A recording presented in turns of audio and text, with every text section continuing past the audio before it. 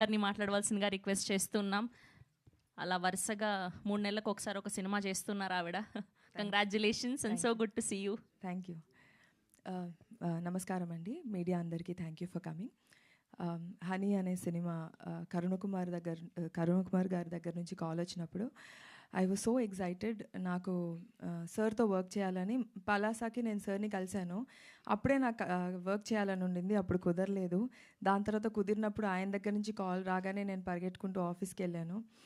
కథ వినిన తర్వాత ఇలాంటి ఒక డిఫరెంట్ కాన్సెప్ట్లో నాకు ఒక రోల్ ఉంది, ఆపర్చునిటీ ఉందనగానే ఎక్సైటెడ్గా ఫీల్ అయ్యాను.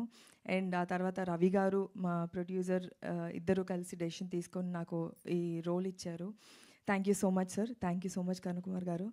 అండ్ ఈ మొత్తం వచ్చిన తర్వాత నవీన్ గారు, దివ్యా పిల్లై, రాజా రవీంద్ర గారు, ఈ యాక్టర్స్ మధ్యలో ఒకరికి మించి ఒకరు పర్ఫార్మెన్స్ చేసే వాళ్ళ మధ్యలో నన్ను పెట్టి నాతో కూడా పర్ఫార్మెన్స్ అలాగే చేయించారు.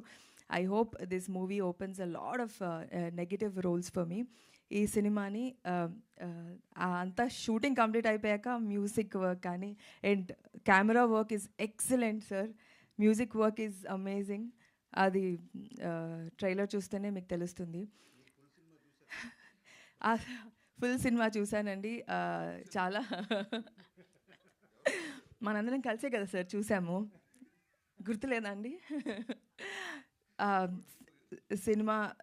సినిమా చూసామండి. చాలా డిస్టర్బింగ్ కాన్సెప్ట్.